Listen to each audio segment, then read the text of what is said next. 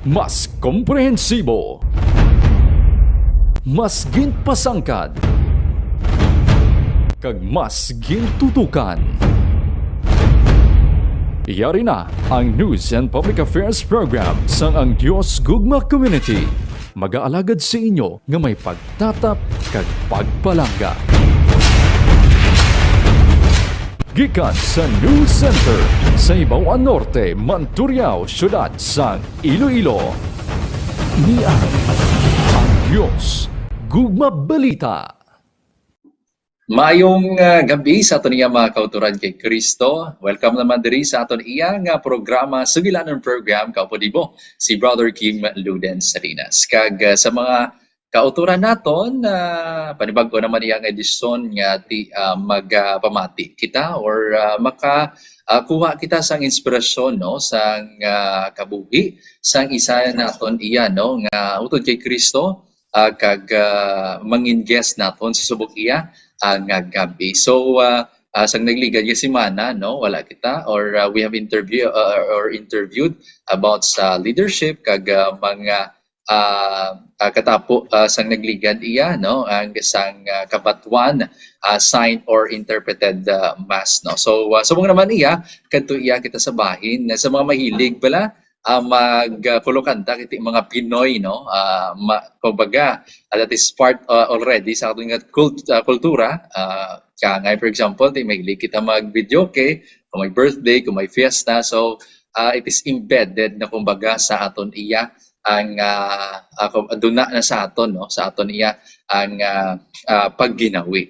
So it is timely nga ti makaupod nato no isa sa mga singers adri iya sa syudad sang Iloilo kag ti background no sa mga kauturan naton kay Kristo.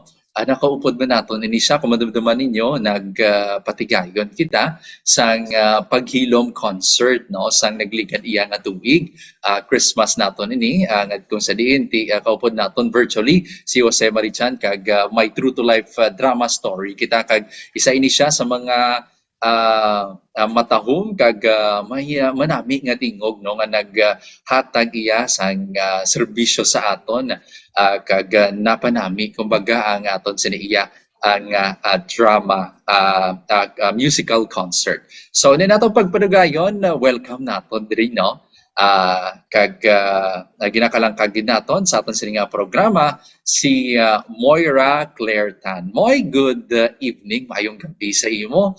Pagpanamyaw naton no, welcome sa aton sini nga programa. Hello, good evening. So again, thank you, Sir Kim, for having me here. So it's an honor to be with you tonight, guys.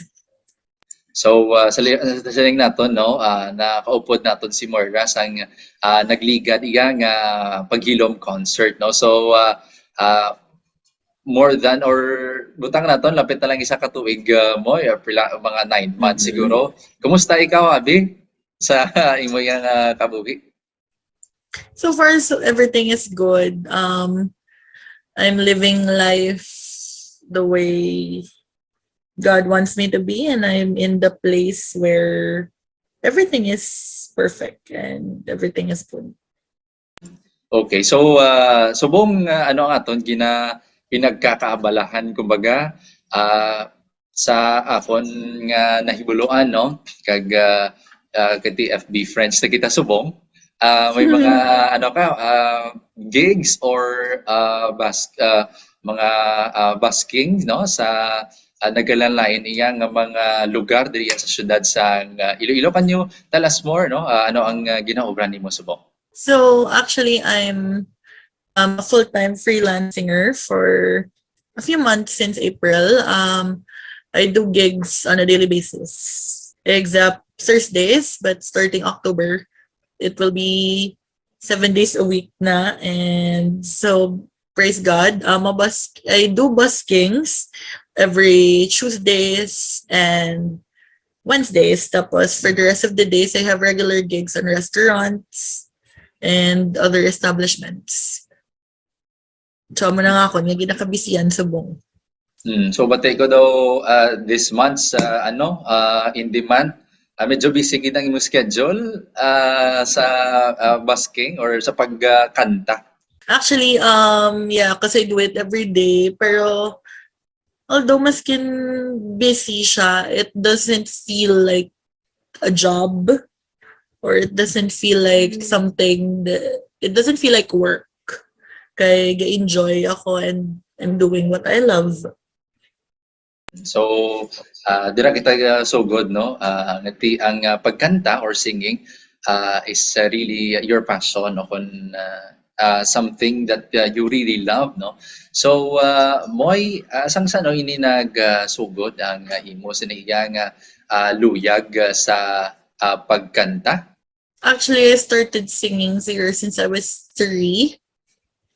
Although I was already influenced na yun by my dad because my dad is also a musician, and a long musician. So I actually grew up really loving music and having that passion for music and na-develop ko yun since I was a little.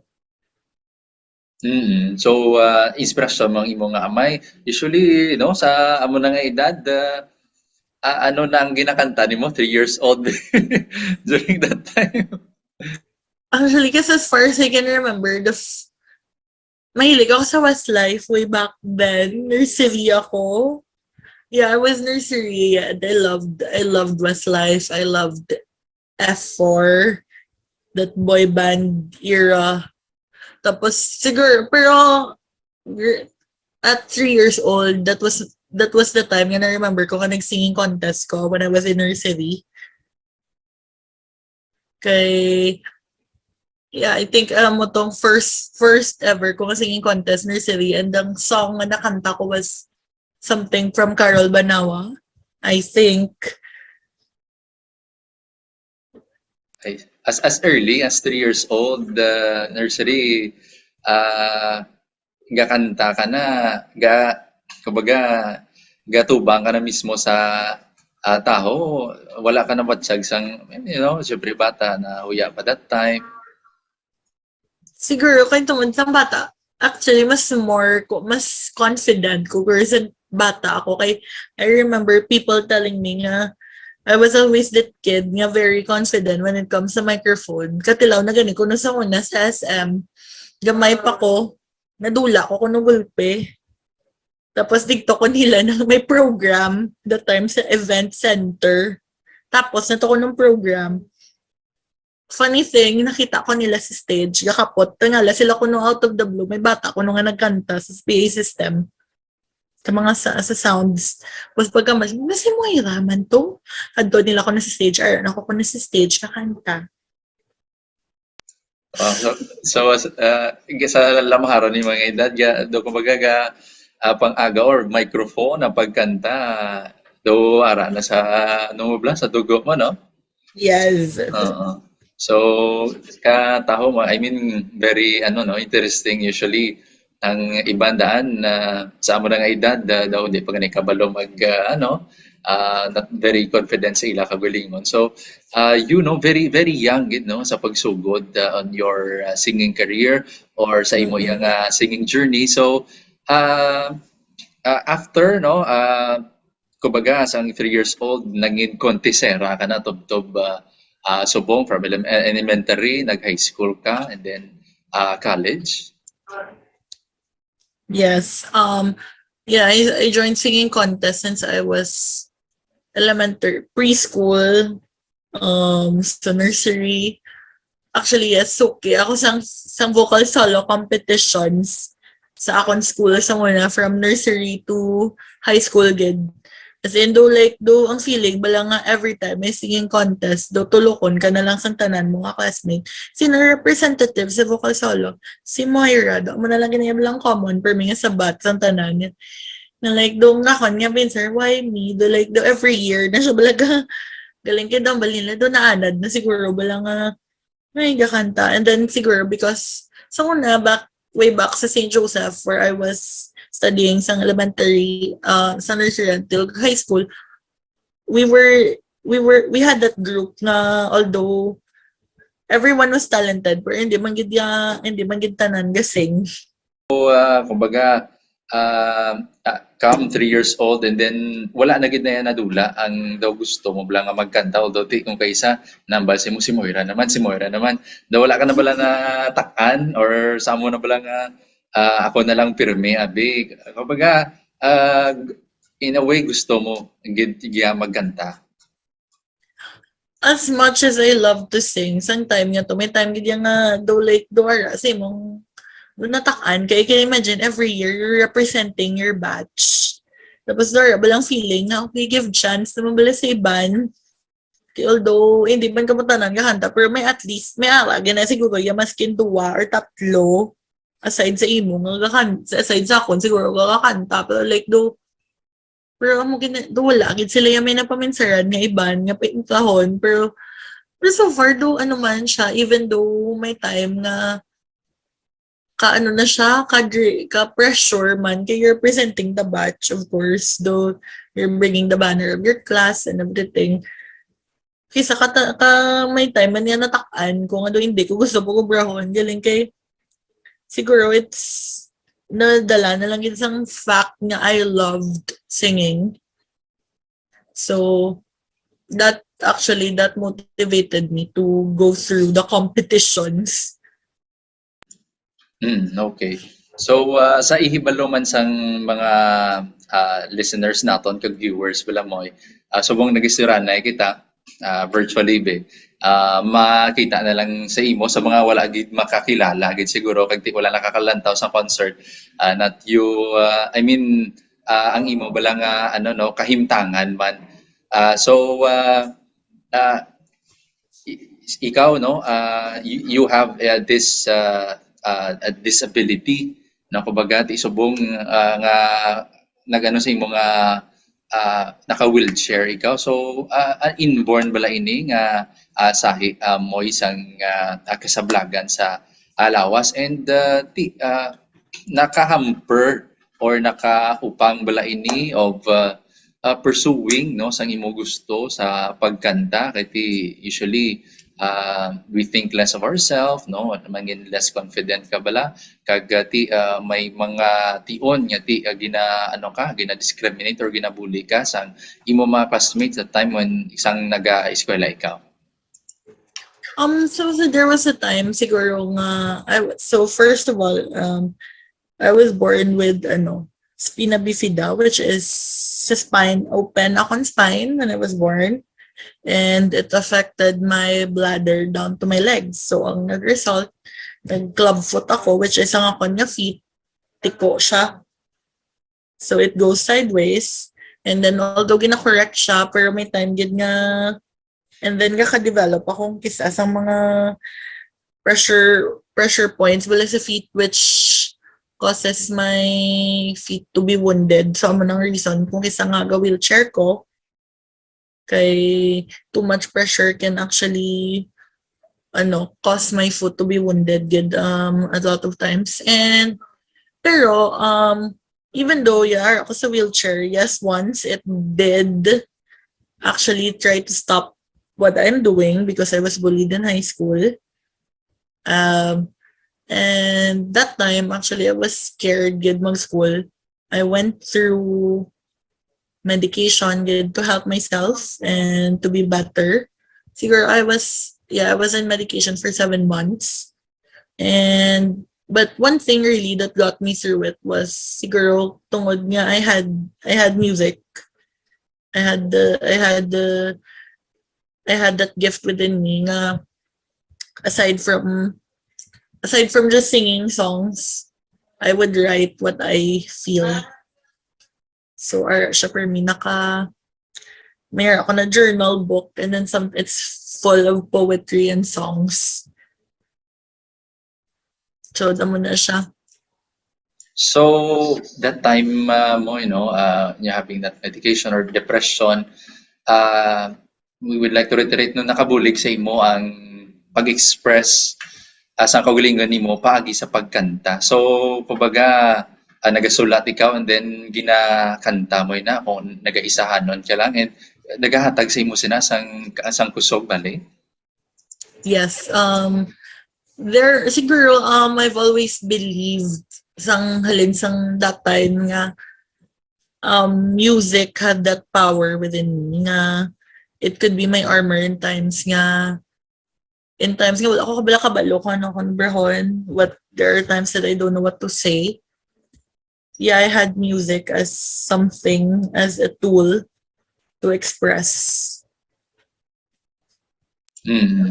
So right now madumduman mo pa ang ang nasulat ni mga kanta or may line kay gidabi nga daw mo nang daw ginaliwat-liwat mo bala during those times when you were so down. Siguro in times that I was so down, I remember I had this line that struck me after I went through all of that. I had this line that I always wrote and I always reminded myself. It's, you're beautiful no matter what you are and you deserve what you have right now. So ano ginakanta mo na or May times nga I would incorporate it in a song, siguro randomly, but it was one of the messages I wrote for myself, like an essay siguro, way back then. and really no every one of us is unique abi. So and we are beautiful in our own ways, and for you to realize no sang amoy ni nga katahumon naton it lain ng tsura lain ng ang shape no. So and you know kumbaga no nangin ano mo man no ang nakita na ko niya nga you love the music and music love you also. No, nagapalangga man no sa nakabulig sa imo bala to get through. So after sina no you get through that wala ka in terms of your your relationship based sa Ginoo and your faith journey. That time considering it's a Catholic school no and then ginabuli ka that time wala daw nag-reconcile sa imo that time una nga daw ang image mo based sa Ginoo or your relationship with God na namansahan that time or naglain. Actually, I wasn't really involved with siguro that time nagasimba ko and everything, but then I go home and like it was a normal thing to do. Pero after that, siguro after high school, I was invited by a friend sa church. Sa Digto, I was invited sa feast, and that's when I started really growing in my relationship with God. Amo gid may actually kapilay gid kami naging we were group of friends tapos do ang iya ba na bang invite balasi mo guys kadto kamusta amo ni cinema 3 this that and then last na ni namon nga session kay kung hindi siya mangamba nga last nga session siguro hindi pa kami guro magkadto. Pero I remember that time pag first ko ginaten there was this word about that saying that God created you for what you are. You are worthy and you are loved. For the first time, I was in church and I cried. So then digto siyang realization din sa kanya, okay. Siguro dirigin man ko meant. So after that, I started serving God and dito ko na-realize nga, oh my gosh, sometimes nga I was going through so much trouble. I would ask myself, why was nobody there? Then dito ko na-realize that, wow, God was watching me the whole time, waiting for me to call unto Him. Oh, that's true no. So I remember when you were telling me that story, the footprints in the sand bala, that we thought no God is not with us iti only set of footprint but He is the one carrying us, you know. So it's so wonderful to hear that story with you more, no. And after that no of overcoming this challenge, maano masiling mo gid nga ti you were a better person, a stronger person, a more confident person that time. You going to college, Moy? Yeah, after going through that dark time, ano ko yun, yeah, I could really say that I conquered it in a good way. Kaya after high school, I went through college siguro because of I was very excited to go through college at for start pa lang before me realizing all the academic burden and all the studies aside. I was excited to go through college because it was a new environment. I would be facing new people, new set of classmates because, well, I was in the same school since nursery to fourth year high school. So I was basically facing people, the same exact persons since I was in nursery up until high school. So siguro pag college, ang excitement sa akin, yay, new people, new environment, new school. Tapos inabalang feeling, ako na, I wanted always to feel like a new student at some point in my life. Gusto ko ma-feel na, how does it feel mag-new student ka nga wala kakilala, wala kakabalo, matalang-talang, kabla sa school, bala nga wala kakabalo, kundi ka makadto, kundi mo classroom, kundi mo ano, sino yung Mr. Yahon, like, you literally don't know anybody. So that, after that, I just went through and conquered college the way it should be, siguro, kay with the laman sa excitement and the fun and everything with all the friends nga na-meet ko man along the way. So, ako na siya. So, you took up, Bachelor of, Music education. music education. So, kagina, saan nag-istorya kita, before sinisa natin niya interview, no? I remember one of, nga gid lang of your love to music, at you've been longing sa mo na nga moment nga nagakanta ka mo as one class bisang ila ka klase pwede mo paambit ano ang nabatsagan mo that time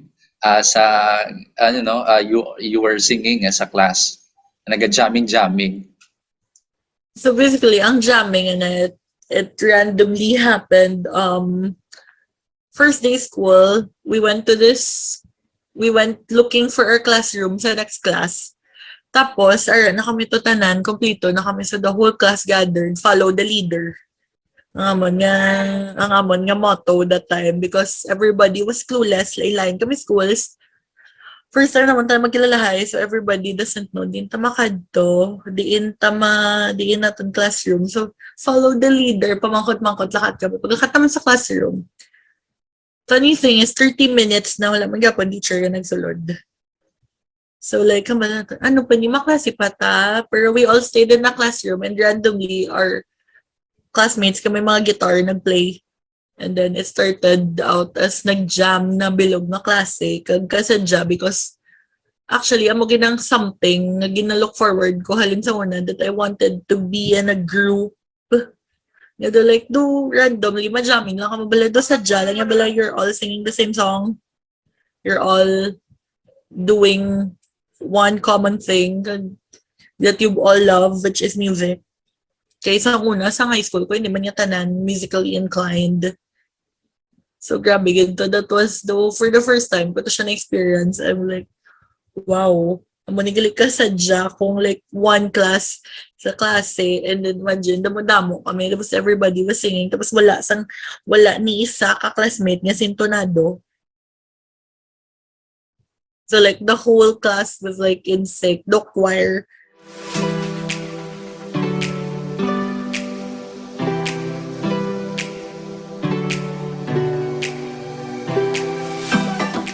Paghidait sa aton mga utod kay Kristo.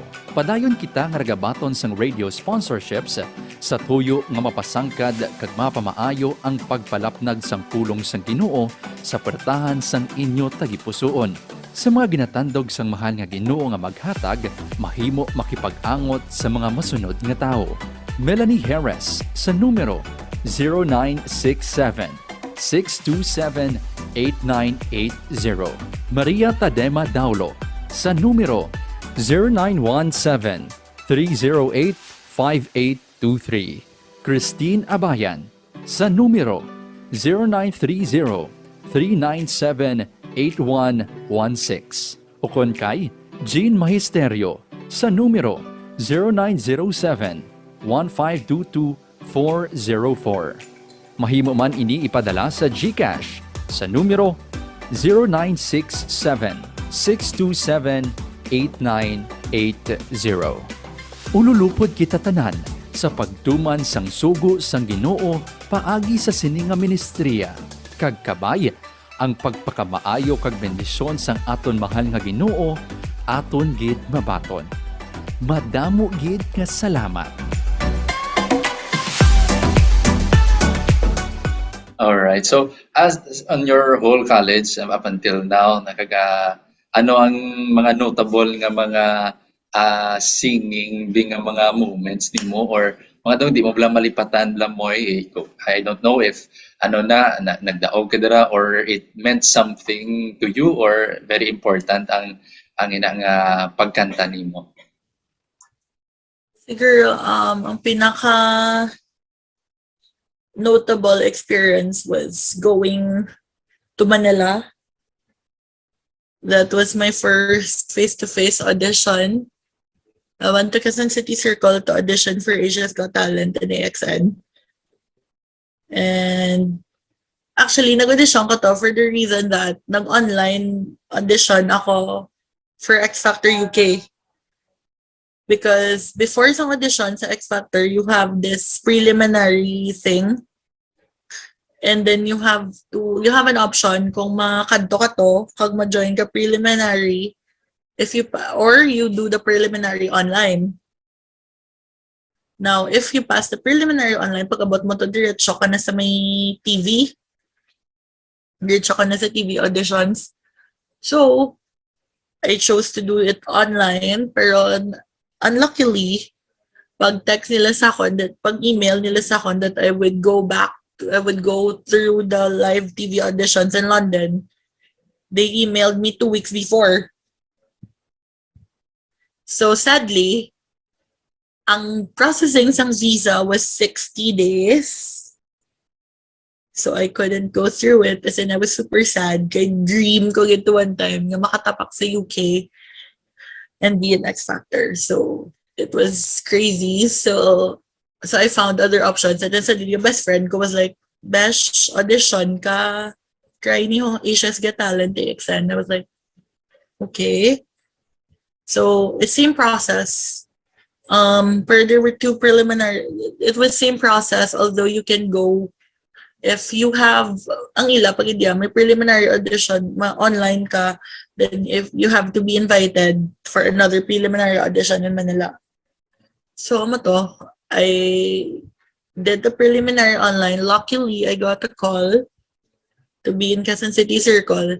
And ka-funny, they called me 3 days before. So I was contemplating whether I could go or not.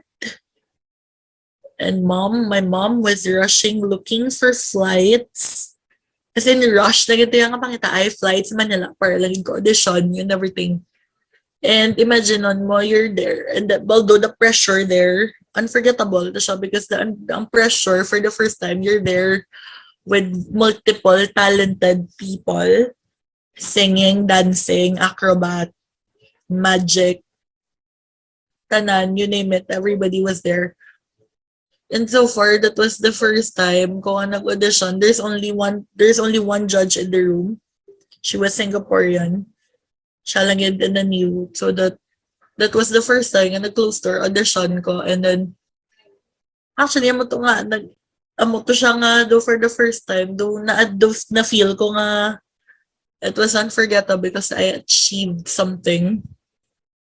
And I was able to do something that sometimes a lot of people are scared to do. Pero actually, although as much as grabe ko confident, that was my most nerve-wracking audition the whole time. As in, the night before, I remember wala ko kakaon. I couldn't eat. I couldn't sleep.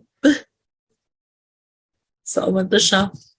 Right now, masiling nimo nga you are happy with what you are doing with Moy. Yes. Kumbaga, one of the sought after, we would say, nga mga buskers diri sa syudad sang Iloilo. Kasi very in demand. Sila mo six days a week, no? Yes. Do you have other plans, no? Aside from nagakanta-kanta diri, aside that you are happy, may mga mga long-term plans ni Moira.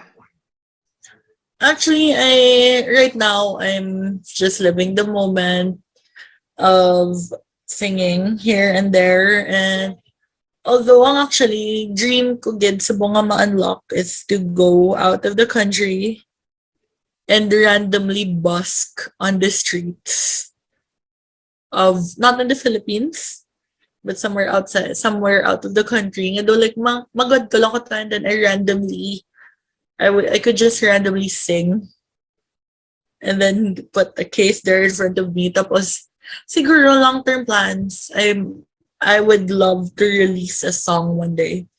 Na training nang dahil nakasulat ka na diba sang kanta before out of your so hopefully makabati gid kami. We are looking forward for that song release of yours, and mamati gid kami no sa kanta ni Momoy. So in basking sa mga wala ba idea sa mga tud naton kay Cristo Moy, ano ini siyang basking, and how do you find being fulfillment dira? Ano ini siyang basking? So basically, busking is popular. Mas popular siya sa Europe and other countries. As a matter of fact, most popular artists started with busking, like Ed Sheeran. He used to bust outside Wembley to and most busking is actually performing on the streets or in a public place wherein you earn money through tips. So basically, you don't get talent fees. You don't get a fixed income out of it. You just depend on kung pila lang day dagdag sa isang person nga galabay. If they like it, may ban nga based on experience, may ban nga madagdag, may ban mga hindi. Pero basically, that's busking. You rely on what is there. And it's usually street performing yun. Ano ang daw pinagkalain ka street performing sa stage performance mo? Ano something ang difference ni in terms of sa magkanta ka or sa satisfaction diri? Although based on my experience, when it comes to stage, usually stage performances na invited ka na, so you have a fixed income, you have a fixed negotiation on what you're getting, what they expect from you. So you already know what to do. Whereas kung kabasking ka and you're performing randomly on the streets in the busking type of way wherein garlay ka on dagdag sa imo sang tips and you really want to earn much, it's more on a pressure of the point of doing something na you have to catch people's attention to notice you.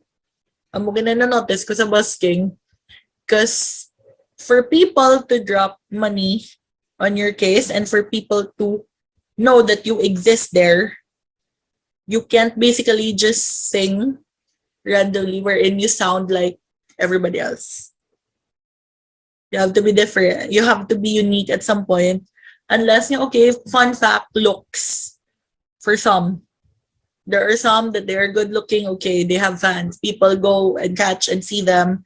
Once they post a schedule, people would run to where they are and go and watch. Come and drop yun na sila 100 pesos, 50 pesos. But then when you're new to busking, one thing that you really have to do is to stand out.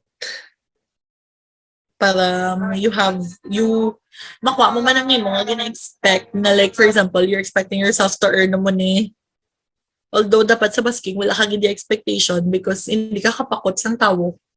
There are days nga hinahina lang. As a matter of fact, ang pinakagamay nga nakuha ko sa basking was duwa kabe was 500 pesos. It was a rainy night and it was understandable kay raining. Okay, so you're in the middle of the tent and not all people masulay sa ulan para lang kadagdag sa imo. So that was a fun experience. We had 500 pesos and then we had to split it to both of us. So we both get 250 pesos. But then it's still fine because maskin no matter how much you get, it's still a blessing. At least may ara. And usually on average lang, no?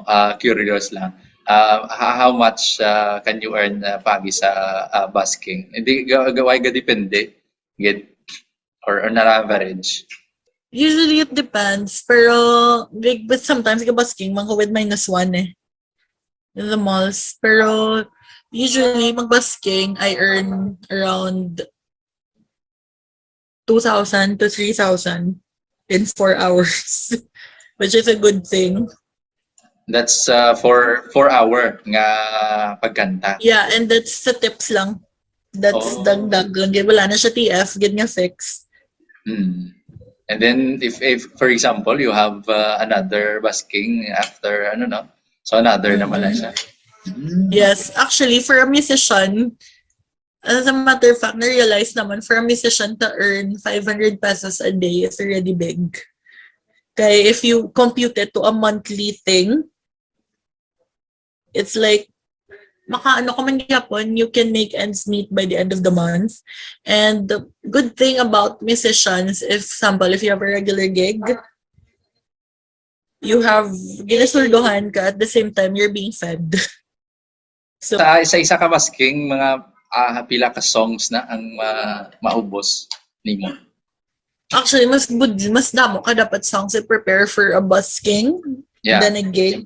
Okay. Kasi gig, you are ang kontrata mo sa mga restaurants is 3 hours, but that is 1 hour 15 na set, which is you have a 30-minute break in the middle.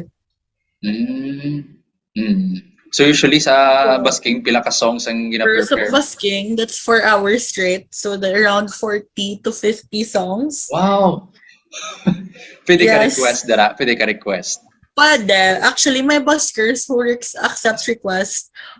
Madamo actually, request gid kapin pa if you're in a matao nga lugar, like sa supermart or San Delgado, there are people gid nga ma-request gina songs. Okay. Pero kung kaya naman kantaon gid naman. So may additional bayad na siya if may request.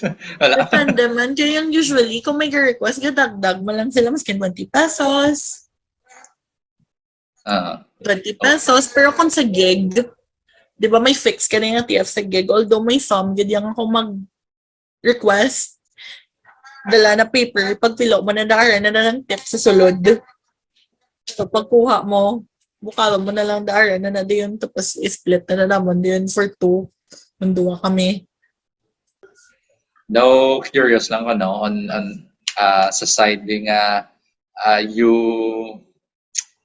also volunteered or nag-go bala sa invitation naman last time be one of the singers sa paghilom. Anong nagpahuo sa imo aside di gin-invite ka sang one of your 29 CX? You can also say no, di ba, sa invitation. And how was the experience? Ako daan, for some reason, when it comes to singing invitations, I never say no. Maskin, kung live performance na siya, may invitation ko daan because I do sessions live sometimes. I have invitations to perform at 1 a.m. in the morning. And so far, siguro because I love singing that much.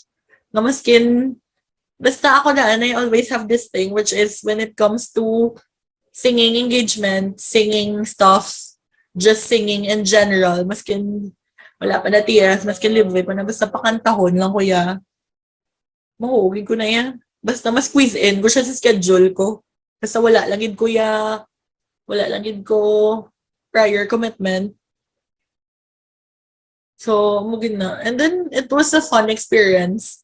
Kaya for the first time ko actually magkadto sa inyo nga center and everything. Tapos kasi dyan, mag-practice. Tapos doon ka, ano bala ka welcoming yung tanan.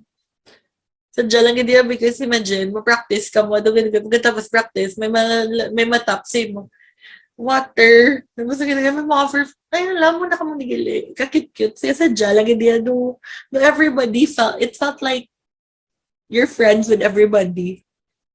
So it was a fun experience. Ang rehearsals. Kami actually pasalamat no on you saying yes. Hindi mangin successful man if not for sa tagsa sa contribution bala. So sa pag-uo mo pa lang, I guess that's a great ano na nga daan nga bulig na sa amon bala considering the religious community. And we are happy, no, Moy, and hopefully if may mga future, no, mahuo ka naman future invitations. Yes, So, again. If you would define, no, how music para sa imo, Bimoy, or ano mo ginakabig ang pagkanta or singing or music para sa imo? For me, music is a form to express someone's feeling. Because actually, music can sing words a person can say. I always believe na amo na siya halin sa una. And dapat ko nga even the blind ones and even deaf people, even mute can do something with music. And sa personal mo nga ano nga ano ba lang experience ang music sa imo, ano siya ka ano daw in your personal nga experience with the music or in singing, how would you put it into words? Kumbaga may if may kanta that would represent all you've been through in your life or in your singing journey, ano ni siya, and I guess you are generous enough to sing for us, Moira. It's Beautiful Because You Love Me by Girls Aloud. So can we have the sample of that song? Okay. Sending over the basin, I've been washing my face in jet black mascara racing down my cheeks till I taste it, staring at my reflection, every slight imperfection, staring back at me, naked as a girl can be. And who would have thought that I'd be so content in my own skin?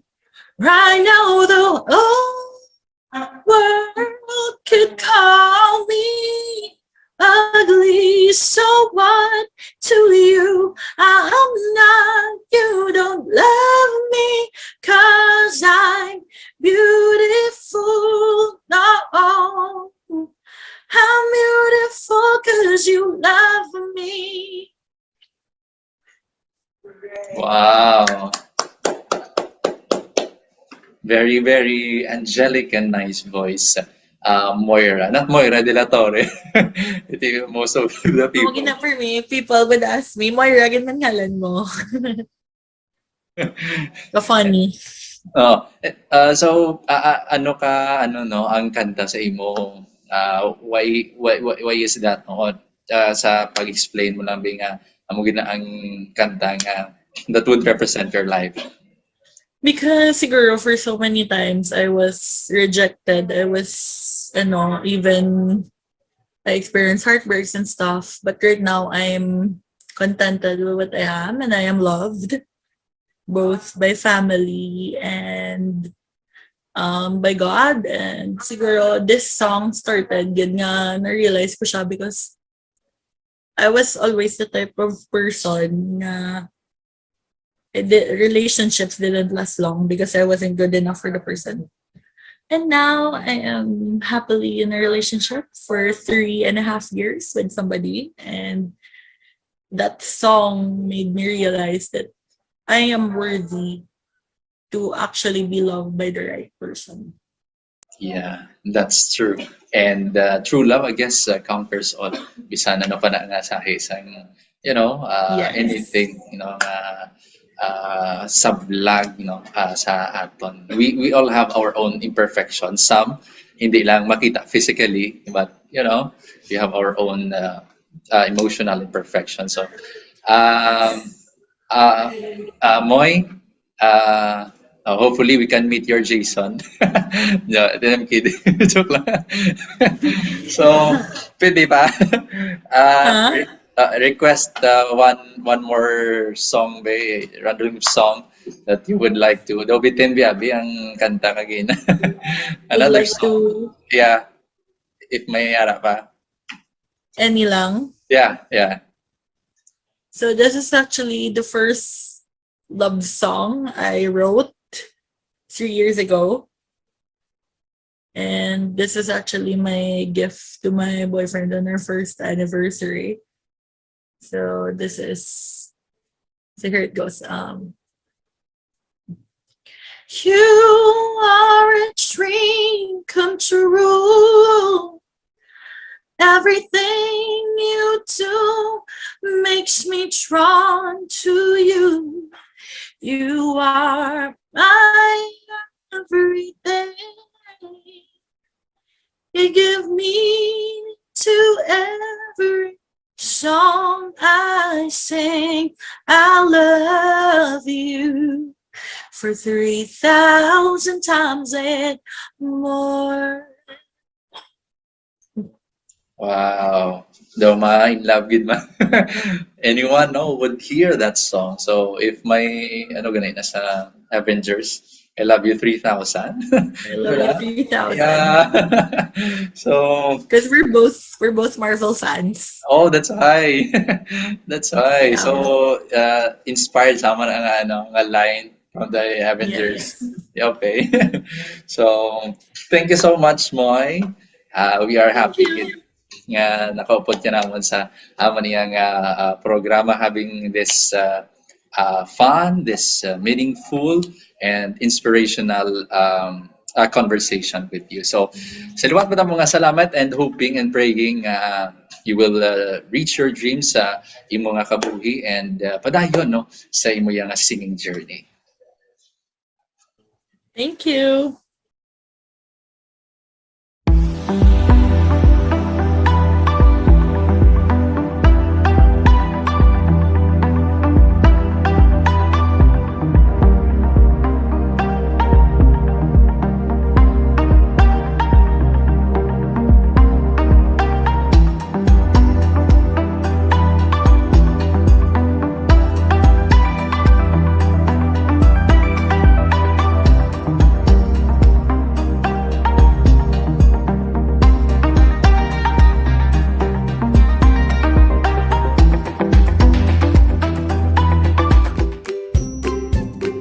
Mang, gutom na ko. Kaon na tabala. Bao, timing gid bang. Nagbakal ko di, mawis lechon manok. Mawis litson manok, di bala. May limpo kag litson baboy man na sila. Oo pang, ang ila manok, tuman ka namit kag saboroso. Amo man ang ila liempo. Tuman ka hagpok nga masagamsaman mo gid ang kanamiton. Dugang dira, sa sauce pa lang, ulam na. Kagalaan na gid magkaon. Labi na gid kon pinalangga mo, pod mo. Sige abi, plaster dada kay tilawan ta. Mawis lechon manok, liambo and lechon baboy. Mawiwili ka sa sarap. Nahamtang sa Mohon kag Villa Arevalo, Iloilo City. Mahimo makontak si Emmanuel Jerez sa numero 0967-627-8980. Busog gid ko mang. Baka naman ta sa sunod ah.